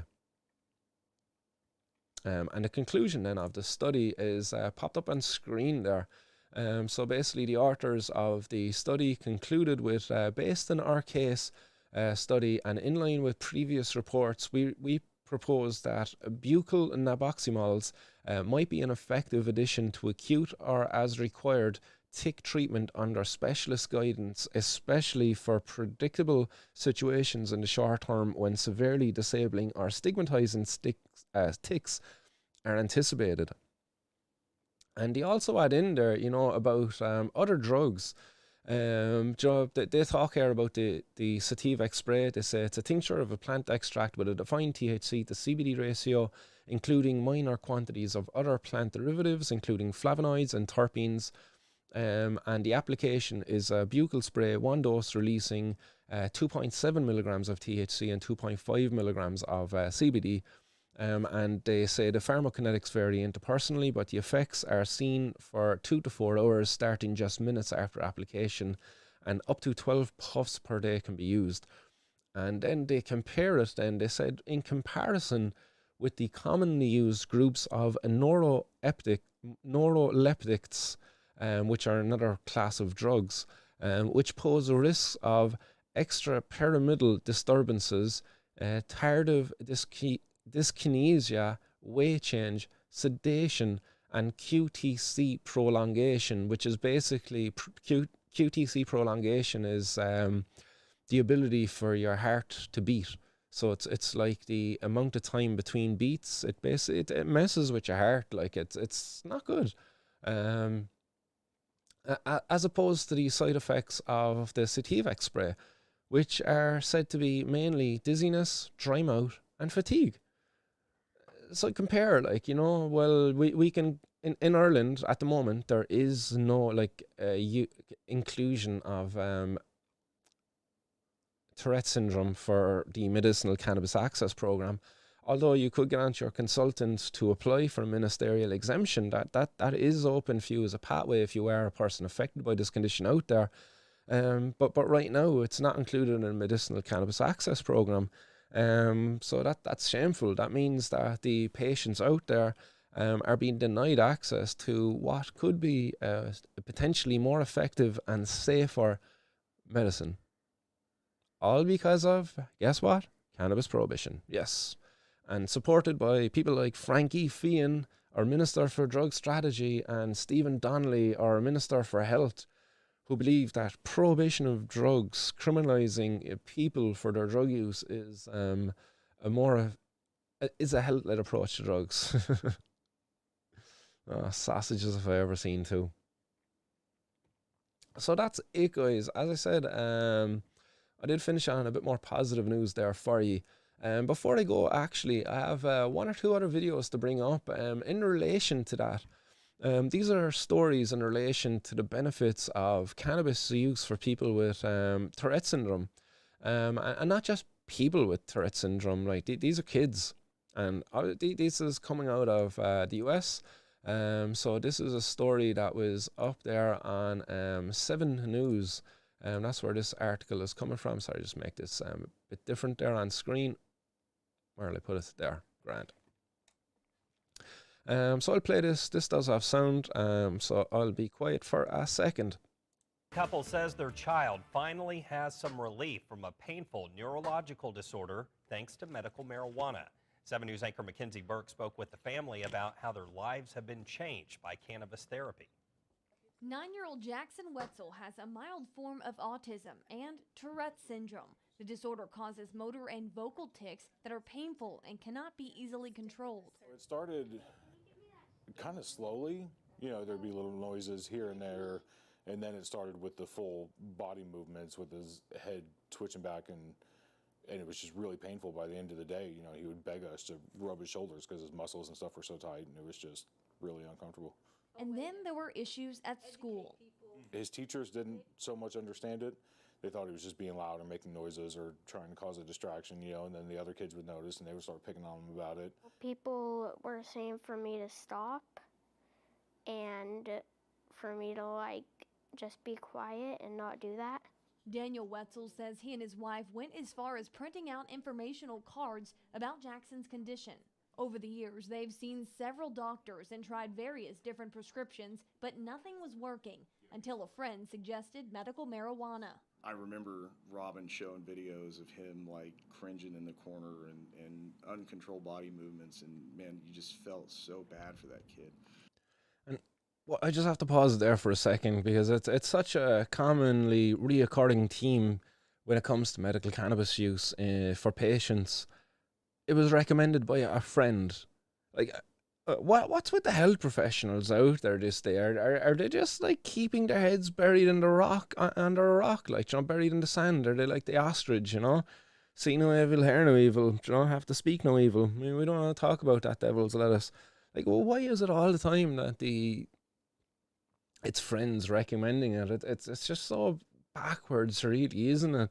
You would think that if you're a GP or a health practitioner out there of some kind, and cannabis is beneficial for your practice, that you would do your part. Like, if you were anyway passionate about your field of work anyway, that you would do your part to educate yourself about it and want to maybe further your understanding there. And if it's the best option for your patients, get it for them. But yeah, I just think it's funny, you know, that that's always a common reoccurring theme that recommended by a friend. You could see it all over his face that it hurts. Eddie Nagabar owns a dispensary in town. He pointed Daniel and Robin to a doctor who helped Jackson get a medical card. Daniel says it was an overnight transformation after just one gummy. The next day, we sat there and watched him. I sat there for 15, 20 minutes, and he was just calm. Was just sitting there, not twitching, nothing, not making noise. And I sat there and cried to just finally see him to be able to just rest. It helps me focus in school, and it helps me be calmer. Dr. Stephen Snell says he believes there are benefits to medical marijuana, especially for kids like Jackson. The goal is trying to, lessen the seizure activity, both frequency and severity, but it's the CBD portion that is anticonvulsant in kids. Jackson takes one gummy each night before bed. His dad says at first they were worried about what others would think, but that quickly went away when they saw what edibles did for their child. We're worried about what everyone would think about it, but then when it boils down to it, he's our priority. I don't care what everybody else thinks. If it works, it works, and there's no negative side effects of it. Daniel says he hopes Jackson's story will help curb the stigma surrounding medical marijuana. It doesn't make you a bad person. It doesn't mean that you're into anything illegal or you're going to steal from somebody to go buy your marijuana. That's not how it is. It's just a plant that has positive side effects. If you believe you or your child may benefit from medical marijuana, Dr. Snell says to talk with your physician first. For 7 News, I'm Mackenzie Burke. The Oklahoma Women of Can Little Buds Project helped sponsor Jackson to get his medical card and doctor's recommendation. And they are a group who offer financial help to families who are in need of medical recommendations. You can find them on Facebook.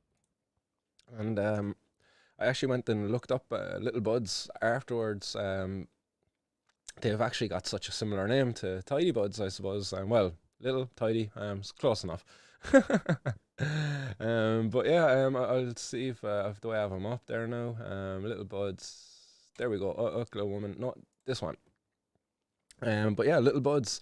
So check them out. This is their Facebook page. I tried to search Little Buds on Facebook, but I couldn't find them.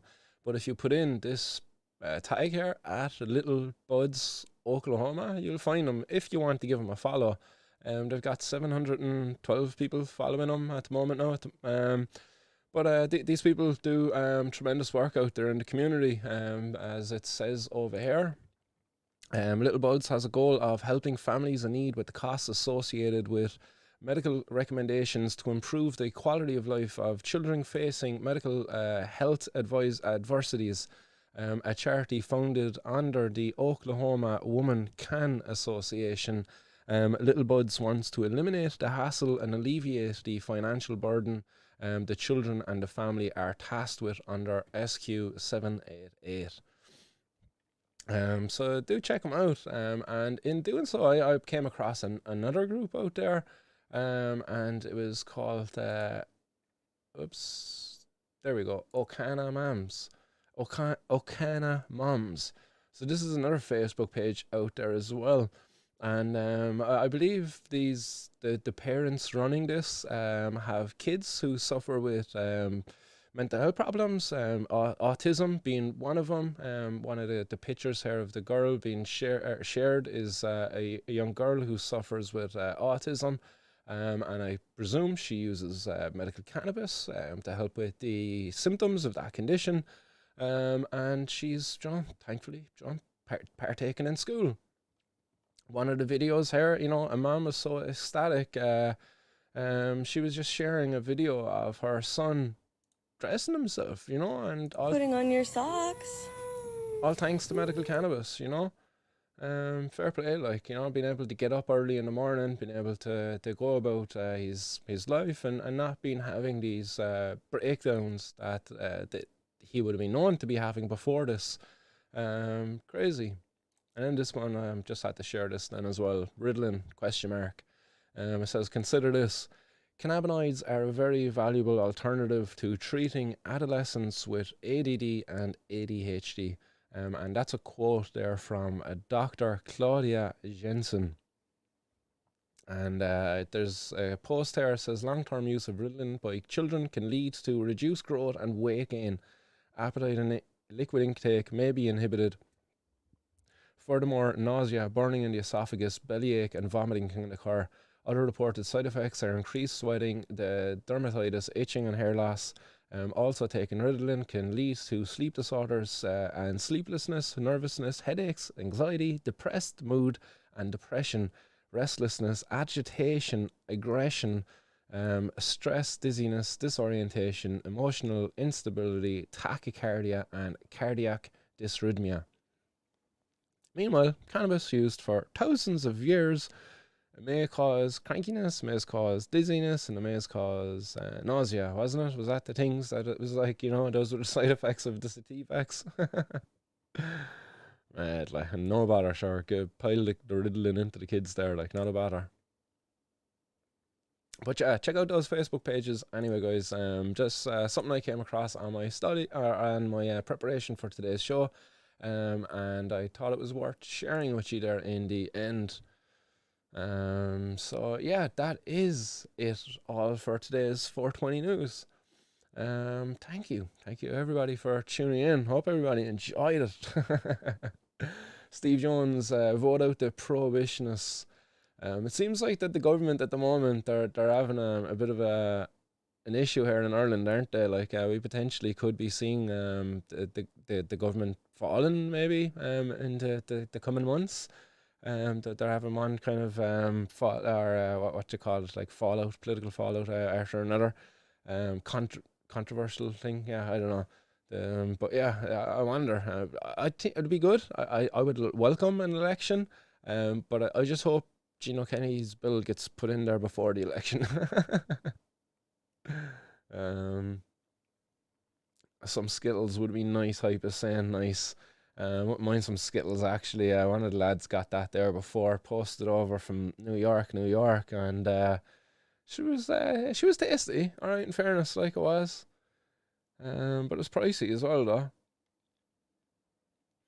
Where's that video, Martin? The video that I was playing there a few minutes ago, that was over on at Little Buds, Oklahoma, I believe. I'll pop it back up on screen there now again, 1 second. Little Buds, Oklahoma, I believe it was. Yeah, at Little Buds, Oklahoma.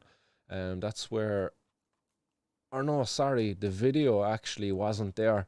The video I came across was over on Okana Moms.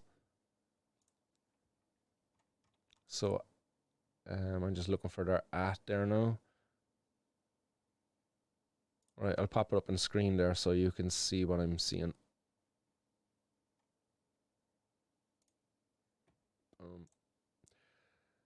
So Okana Moms, that's where it was. I'm not seeing their at button, you know, but you should be able to find them under that Okana Moms. And for anybody else out there, you know, if you've got kids and maybe, you know, they're autistic or they might have other mental health problems, and just I don't know, maybe reach out to parents across the pond first of all, I suppose, or reach out to the pages like this and to see how you can start a conversation with your health providers here in Ireland, because some of the products, the drugs that they prescribe to the kids here, you know, really, like, you know, really, can we not think of maybe a more natural, less harsh approach, you know, first, before we go to the more extreme Ritalin? What other posts do they have up here? August 13th, Medical Cannabis Patient Clinic, ECS shop. Okay.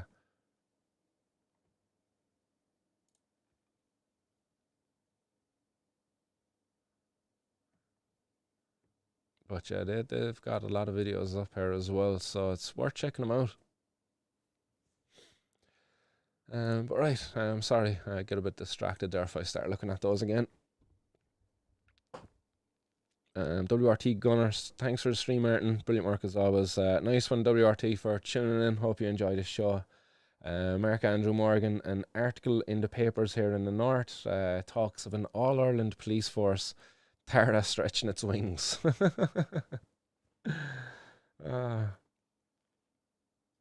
No, the video before that, which one before that? Was it the one in Australia that I played? I think that was the one. Oh no, sorry, the Tourette's one. That was on 7 News. I'll pop it up on screen there so you can see this. That's the headline on the page. Child finds relief from Tourette's using medical marijuana. I hate that word, medical marijuana. It's medical cannabis. Marijuana is a slang fucking term, like. It's cannabis. Medical cannabis.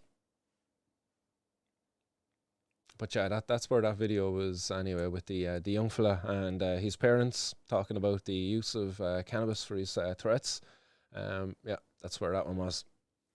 And where was that coming out of? I believe that was coming out of Oklahoma. Yeah, Oklahoma. There. Was it Oklahoma? Doesn't matter. America. Other comments out there. Hashtag Tidy Buds. Yes, Tidy Buds are legends. Guru Gangsta Goat says, helps me to be calmer. Me too, lad. Yes. Yeah, I'd say, like, you know what? What's the worry with legalizing cannabis? I just don't understand it. It's everywhere. Like, everybody can get cannabis. If you want to get cannabis, there's nothing stopping you really from getting cannabis. Like, if you put any effort into it, you're going to get it. To be fair, like, what's wrong with wanting to legitimize it? What's wrong with wanting to put an age limit in place, quality assurances, and to remove the criminal element that brings violence and bloodshed and all of that nastiness? Like, what's wrong? Like, why is prohibition a health-led approach to drugs? Like, I don't understand it at all. Like, what makes our government think that they can bully me into not wanting to consume or not consuming cannabis by taking away my freedom, locking me up? I just don't understand it. I truly just am baffled by it. Like,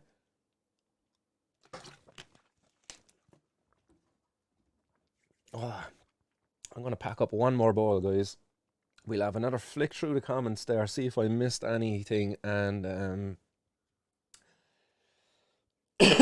we will love you and leave you then, and have a good weekend and all of that fun stuff. Who else is out there in the audience who's joined us? As I say, shout out to the guys over on Twitch. It's nice to see the numbers going up there a bit in Twitch. But still, YouTube always topping the poll. But I do believe Facebook was up there at one stage, like maybe 20 or 30 people watching over there too. But people tend to come and go over on Facebook. It kind of has that attention span from the audience. No offense to anybody watching currently on Facebook.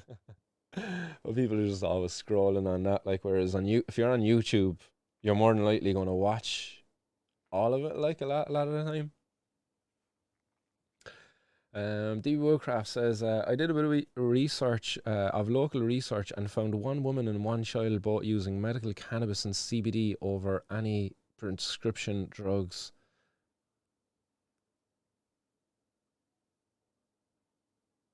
Interesting, yeah.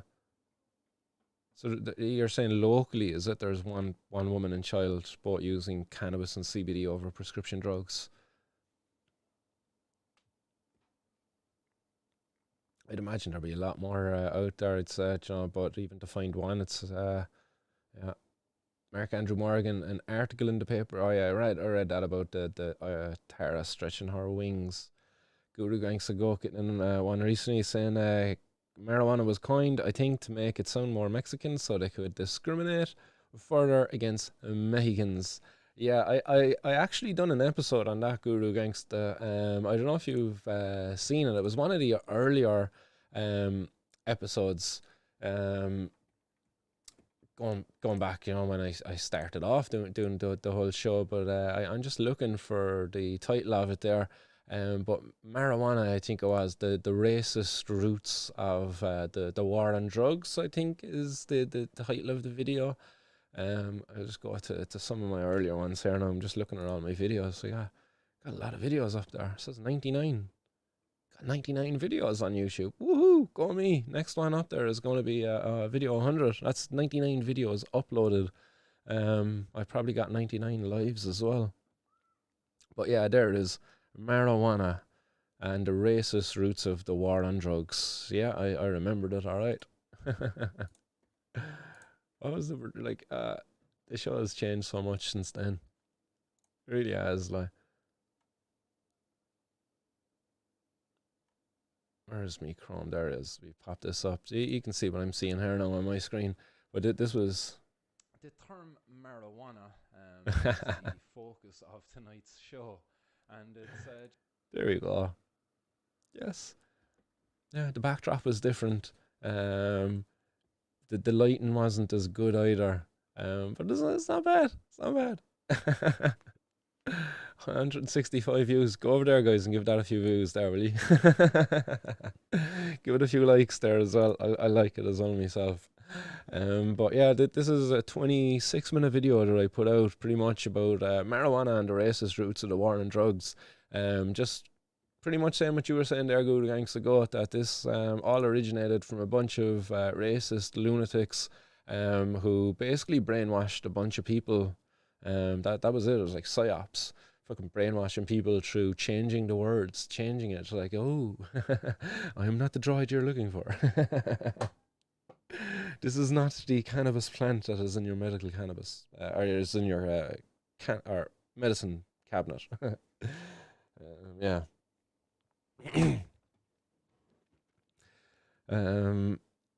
John Finnegan, congratulations to Monsieur Fudge and Claude Evelyn on the adoption of their new bong. Yes, there'll be a naming ceremony later. We'll all call around for the christening. Get the invite there into the post, Monsieur. We want to come by to the christening of the bong. But what's the name? If you're out there in the audience, Monsieur, what's her name? Or his name? Is it a boy or a girl?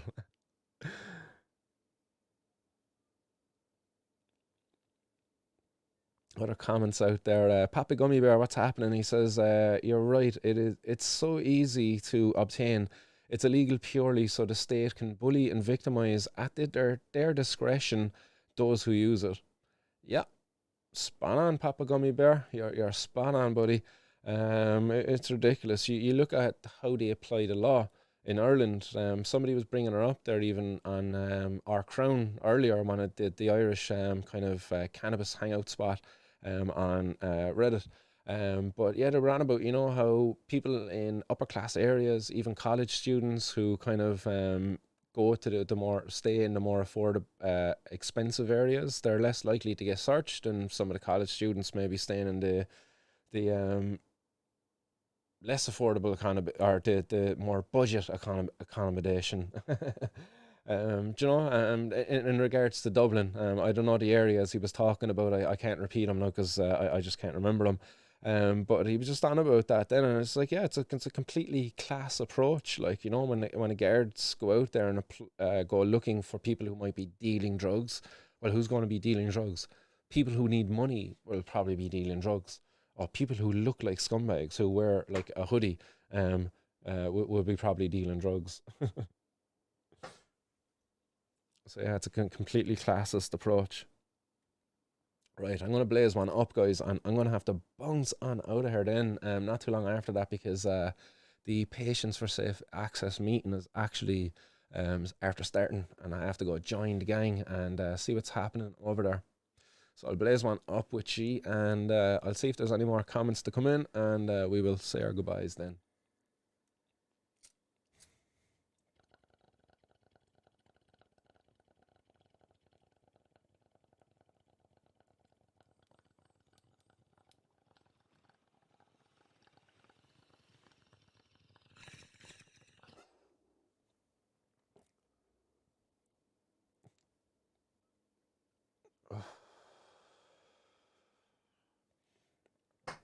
That's a very good suggestion there, DB Woodcraft.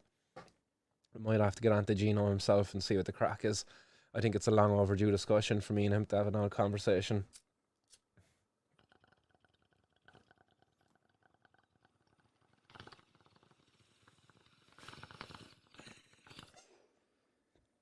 I don't think I'd ever get Stevie or Frankie though.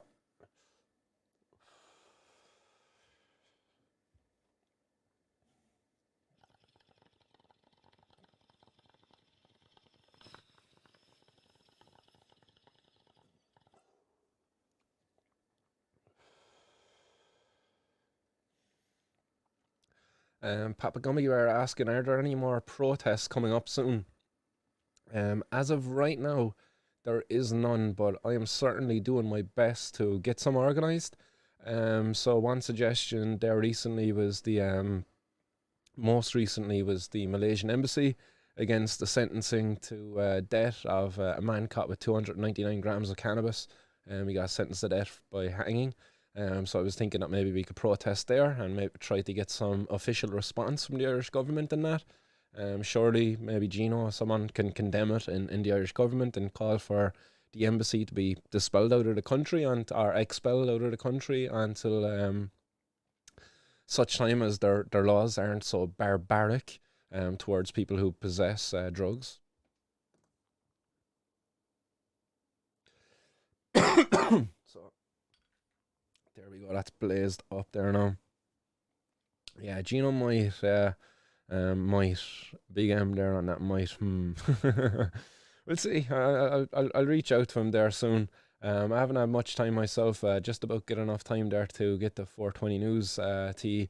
But with college in the background, family, and all of that stuff, time can be hard to come by. So I just put a bit of a break on doing the interviews just until I got done with the college stuff. But that's coming to a close there now in the next 2 weeks.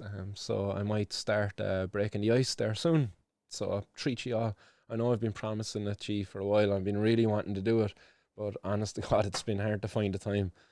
To put it aside, all the protests and everything going on as well, it really has been. Nice name there, Chloe. Love it. The bong is after being called the Bongy McBongface. Love it. I love it. Yes, forever known now as Bongy McBongface. Yeah, I don't know what my bong's name is. It's like Sheila. She looks like a Sheila. Yeah. No offense to any Sheilas out there, like, you know, but she's a fine looking bong.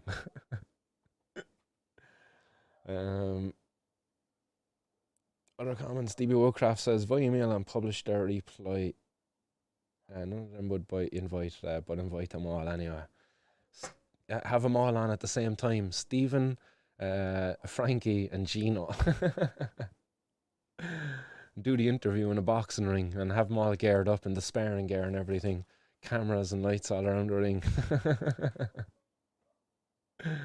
Duke it out. I reckon Gino would take him even 2-1. He's a bit stringy, but I'd say he's a fiery fella. I say he packs a punch. But Stephen Donnelly then as well, like, you know, I don't know. He looks like a bit of a kiddie snatcher. And that's only over that bloody photo of him with the ice cream, like. One of the guys suggests to kind of put that image in my head, like, you know. It's just like he's looking at that ice cream menacingly. You can't trust them. Irish Hemp Harvest, what's going on? Hey Martin, just got a text there. We had 3 packages seized in a row for all the same issues. Missing customs information, over 6,000 worth of product, trying to get a refund now.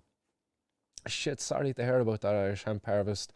Yeah, I was wanting to get in touch with you just to see what happened, and to maybe get some comment to highlight that you're going through this, you know, that your business is being impacted upon. This is growing right across the world right now, you know. This industry is really getting recognised for what it is, but because of some ignorant politicians and policymakers and guards and heads of guards, whatever, your business is getting targeted. It's there's no need for it, man. Hazmat, I would love to protest at Frankie's office. I really would. I think we might need to bring fucking cannabis plants to his office. Who's willing to bring cannabis plants, like fucking plants for Frankie? Let's talk to Frank about drugs. Yeah, let's do a protest at Frank Freehan's office there in the next month. And let's talk to Frank. That'll be the title of the protest, I think. Let's talk to Frank. Frankie, are you home, boy? The Frankie Shuffle. We do the Frankie Shuffle down the street.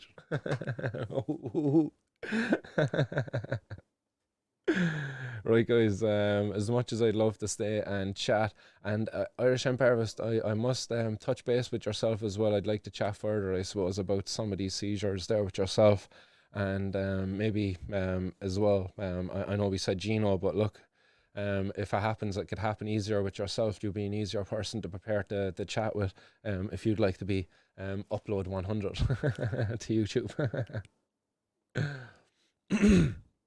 Right,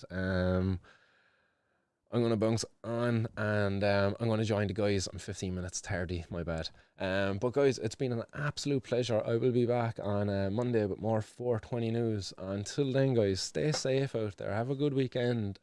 Stay blazed and keep our lit. Much love. Peace.